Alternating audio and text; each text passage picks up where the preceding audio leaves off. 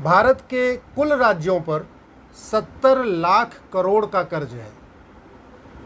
1 लाख करोड़ का कर्ज नहीं, 2 लाख करोड़ का कर्ज नहीं, 10 लाख करोड़ का कर्ज नहीं, 70 लाख करोड़।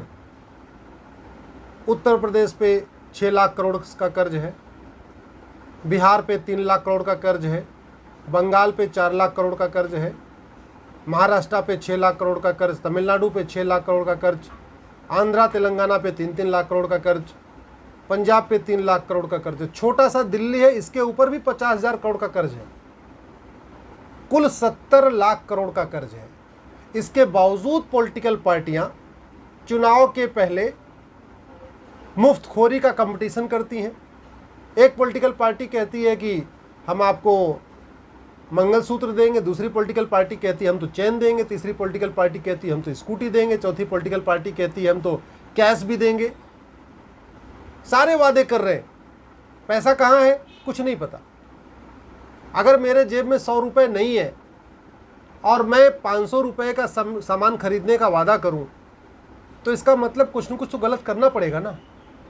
इसीलिए इस मुफ्तखोरी को रोकने के लिए मैंने सुप्रीम कोर्ट में PIL फाइल किया। इस साल जनवरी 2022 में मैंने PIL फाइल किया। सुप्रीम कोर्ट ने इस मामले को बहुत गंभीर माना और गंभीर मानते हुए इलेक्शन कमीशन और सेंट्रल गवर्नमेंट को नोटिस जारी किया। 6 महीने बीत चुके हैं, बल्कि 7 महीने बीत गए। 25 जनवरी को सुप्रीम कोर्ट ने नोटिस जारी किया था। आज तक सेंट्रल गवर्नमेंट का जवाब नहीं आया। इलेक्शन कमीशन का जवाब आया, उसने अपना हाथ खड़े कर दिए। इलेक्शन कमीशन कह रहा है कि हम तो ये जो मुफ्तखोरी इसको रोक नहीं सकते, हमारे पास कानून बनाने का अधिकार नहीं है। सेंट्रल गवर्नमेंट का भी जवाब नहीं आया। आज ये मैटर सुप्रीम कोर्ट में लगा हुआ था। मैंने सुप्रीम कोर्ट से कहा कि इलेक्शन कमीशन झूठ बोल रहा है। इलेक्शन कमीशन के पास मुफ्तखोरी रोकने की पावर है। पॉलिटिकल पार्टियों को सिंबल इलेक्शन कमीशन देता है। तो ये सामान्य सी बात है कि जो व्यक्ति कुछ देता है उसके पास लेने की भी पावर होती है। इलेक्शन सिंबल पॉलिटिकल पार्टियां देती हैं, पॉलिटिकल पार्टियों को इलेक्शन सिंबल इलेक्शन कमीशन देता है, इसलिए वो सिंबल वापस ले सकता है। किस पॉलिटिकल पार्टी को स्टेट की मान्यता मिलेगी, किस पॉलिटिकल पार्टी को नेशनल पॉलिटिकल पार्टी की मान्यता मिलेगी, ये भी इलेक्शन कमीशन तय करता है। तो यानी जो पार्टियां मुफ्तखोरी को बढ़ा रही हैं उनकी जो मान्यता है वो भी इलेक्शन कमीशन रद्द कर सकता है। पॉलिटिकल पार्टियों के सिंबल को भी इलेक्शन कमीशन सीज कर सकता है। लोगों के चुनाव लड़ने पे बैन भी कर सकता है। ये पावर है उसके पास, लेकिन वो अपनी पावर यूज़ नहीं करना चाहता। दूसरी तरफ सेंट्रल गवर्नमेंट में कई बार ये बात होती है कि मुफ्तखोरी ठीक नहीं है, लेकिन कानून सेंट्रल गवर्नमेंट ने आज तक नहीं बनाया। इसके पहले भी सुप्रीम कोर्ट ने एक बार बालाजी केस में कहा था कि आप मुफ्तखोरी रोकने के लिए कानून बनाइए, कानून नहीं बना। इलेक्शन कमीशन को कहा था मुफ्तखोरी रोकने के लिए गाइडलाइन बनाओ, गाइडलाइन नहीं बनी। तो आज मैंने यही कहा कि अब ऐसे बात नहीं बनेगी। पॉलिटिकल पार्टियों की मान्यता रद्द करने, कैंडिडेट के चुनाव लड़ने पे रोक लगाने के लिए एक गाइडलाइन ज़रूरी है, सुप्रीम कोर्ट का डायरेक्शन ज़रूरी है। दूसरा, इंडियन पिनल कोड में ब्राइबरी का कानून है, ब्राइबरी की एक धारा है, लेकिन इसको ब्राइबरी माना नहीं जाता। अरे भैया, इससे बड़ी ब्राइबरी क्या होगी। मैं आपको कह रहा हूं कि मुझे आप वोट दोगे तो मैं आपको मंगलसूत्र दे दूंगा, आप मुझे वोट दोगे मैं आपको स्कूटी दूंगा, आप मुझे वोट दोगे मैं आपको फ्री पानी दूंगा, आप मुझे वोट दोगे मैं आपको फ्री की बिजली दूंगा। पॉलिटिकल पार्टी वादा करती है, ये पैसा कहाँ से लाता है? क्या पॉलिटिकल पार्टी अपने घर से पैसा लाती है? क्या कोई नेता अपने घर से पैसा लाता है या पॉलिटिकल पार्टी अपने चंदे में से ये काम करती है? पैसा किसका? टैक्स पेयर का। टैक्स पेयर से पूछा नहीं जाता। 5 करोड़ लोग टैक्स देते हैं, उनसे एक बार नहीं पूछा जाता कि आपने जो टैक्स दिया इसको हम कहाँ खर्च करें, कैसे खर्च करें, फ्री की रेवड़ी बांटें कि नहीं बांटें, फ्री का मंगलसूत्र दें कि नहीं दें, कोई नहीं पूछता। पैसा टैक्स पेयर का मालिक बन के बैठे हैं पॉलिटिकल पार्टियाँ, जो मन करते वादा कर देती हैं और ये भी नहीं देख रहे हैं कि देश की कंडीशन क्या है। 70 लाख करोड़ का कर्जा है। अगर हमने इसको नहीं रोका, यही बात मैंने सुप्रीम कोर्ट से कही आज कि अगर हमने मुफ्तखोरी को नहीं रोका, ये जो मुफ्त में रेवड़ी बांटी जा रही इसको नहीं रोका, भारत का हालत वही होगा जो श्रीलंका की आज हालत हो रखी है। श्रीलंका में भी मुफ्तखोरी पे लगाम नहीं लगाया गया। श्रीलंका में रेवड़ियाँ जो बांटी गई थी मुफ्त में, पॉलिटिकल पार्टियों ने बांटा, उसको नहीं रोका गया। आज श्रीलंका बेहाल है। 100 रुपये किलो चीनी मिल रही है, 100 रुपये का एक एक लड्डू मिल रहा है वहाँ पे। ये सिचुएशन आ गई, इतनी महंगाई हो गई, पूरी तरीके से बैंकरप्ट हो चुका है श्रीलंका, पूरी इकोनॉमी बर्बाद हो चुकी है। कोई श्रीलंका को उधार देने के लिए तैयार नहीं है। भारत भी जो उधार लेके रेवड़ी बांट रहा है, ये कब तक कौन उधार देगा? कब तक वर्ल्ड बैंक उधार देता रहेगा? कब तक अमेरिका उधार देता रहेगा? कब तक लोग बाहर से उधार देंगे?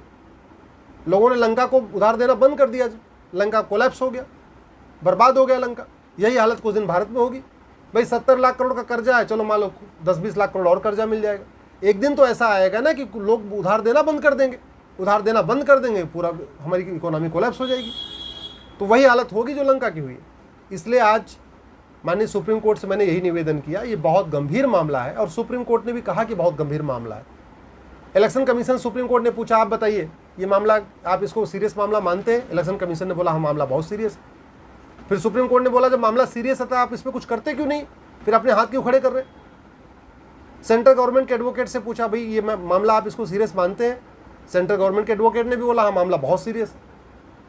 फिर सुप्रीम कोर्ट ने बोला अगर मामला सीरियस है, 6 महीने हो गए, नोटिस जारी किए, आप जवाब क्यों नहीं दाखिल कर रहे हो?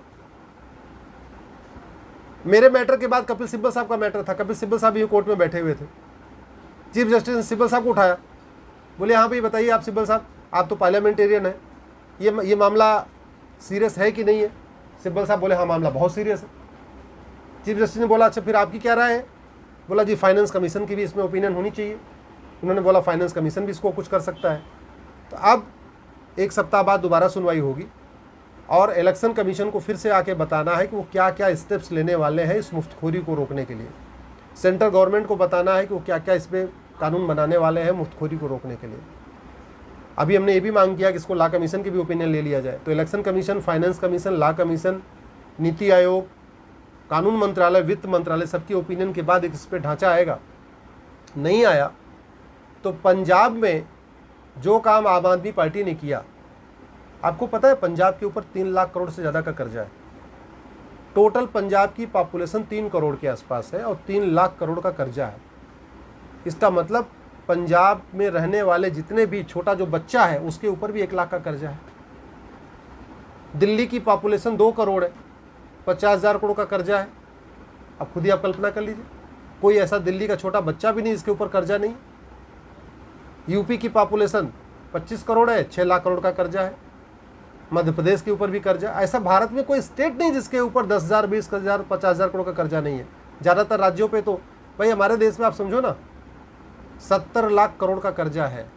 चाहे वो बिहार हो या बंगाल हो या यूपी हो या बिहार, आपका झारखंड हो, छत्तीसगढ़ हो, सारे राज्यों पे कर्जा है। लेकिन पॉलिटिकल पार्टियां ये जनता को बता ही नहीं रही हैं। वो मुफ्त की रेवड़ी बांट रही हैं लेकिन ये नहीं बता रही हैं ये रेवड़ी जो हम आपको खिला रहे हैं ये हम उधार लेके खिला रहे हैं। भाई उधार लेके घी पीने से अच्छा, उधार लेके अच्छे कपड़े पहनने से अच्छा है भैया उधार मत लो, जितनी अपनी चादर उतना पैर फैलाओ। पैसा है नहीं, कभी वर्ल्ड बैंक से मांग रहे हैं, कभी इनसे मांग रहे हैं, कभी उनसे मांग रहे हैं, कभी अमेरिका से मांग रहे हैं, कभी जापान से मांग रहे हैं। सड़क बनाने के लिए, मेट्रो बनाने के लिए, ट्रेन बनाने के लिए, प्लेन बनाने के लिए, एयरपोर्ट बनाने के लिए, सब चीज़ के लिए बाहर से पैसा ले रहे हैं और यहाँ पे मुफ्तखोरी को बढ़ा भी रहे। चुनाव जीतना है, चुनाव जीत के क्या करना, भ्रष्टाचार करना। 70 लाख करोड़ का कर्जा है, 70 लाख करोड़ का बजट है। इस बजट का 20% हर साल घूसखोरी, कमीशनखोरी, दलाली में जा रहा है। आपने देखा होगा अभी बंगाल में, बिहार में किस तरीके से, बंगाल के ऊपर भी 4 लाख करोड़ का कर्जा है और मंत्री 20-20 करोड़ अपनी महिला मित्रों को दे रहे हैं। जिस राज्य के ऊपर इतना बड़ा कर्जा हो उस राज्य का एक मंत्री अपनी महिला मित्र को 20 करोड़ रुपए उसके घर में मिला है। अभी भगवान जाने टोटल कितना और पैसा होगा। 20 करोड़ तो कैश मिला है। अभी पता नहीं कितनी पेट्रोल पंप होगी, कितनी और उनके फैक्ट्रियाँ होंगी और क्या क्या उनके पास और प्रॉपर्टी में लगा होगा। हो सकता है कोई शॉपिंग मॉल भी हो सकता है प्लॉटें भी हो सकता है फ्लैट भी हो, भगवान जाने और क्या क्या होगा, वो तो जांच में पता चलेगा। तो इस देश के नेता, जो देश खुद बदहाल है, जो देश खुद इस समय फटेहाल है, जो देश खुद कर्ज में डूबा हुआ है, सारे राज्य कर्ज में डूबे हुए हैं, लेकिन नेता सत्ता की खातिर लगातार मुफ्तखोरी बढ़ा रहे हैं। और सत्ता क्यों चाहिए? सेवा करने के लिए नहीं चाहिए, सत्ता चाहिए और लूटने के लिए। और ज़्यादा जो है, जो कर्ज लेके आ रहे हैं उसको भी और लूट कर अपने घर में रखने के लिए। सत्येंद्र जैन का आपने देखा दिल्ली में, ईमानदार, कट्टर ईमानदार, अभी तक जेल में बंद हैं, हवालात में चल रहे हैं, हवाला का धंधा करते थे, कट्टर ईमानदार थे, हवाला का धंधा कर रहे थे। अभी आपने दिल्ली का देखा शराब के ठेके में क्या क्या कहानी हुई है, सीबीआई जांच चल रही है, कुछ दिन बाद पता चलेगा कि जो दलाली हुई इसमें किसने किसने लिया। तो जो कट्टर ईमानदार बता रहे वो भी लूट रहे, जो सेकुलर बता रहे वो भी लूट रहे, जो अपने आप को समाजवादी कह रहे वो भी लूट रहे। सत्ता मिल जाए बस, उसके बाद देश जाए बर्बाद में। इसलिए मेरा ये मानना है, इस मुफ्तखोरी को बढ़ाने के लिए हम और आप जो कर सकते हैं, जैसे मैं सुप्रीम कोर्ट जा सकता था, मैं सुप्रीम कोर्ट आ गया, आप कम से कम इतना तो करिए, इस वीडियो को अधिक से अधिक शेयर करिए, ज़्यादा से ज़्यादा लोगों को टैग करके ट्वीट करिए, अपने सांसद और विधायक से पूछिए कि आपके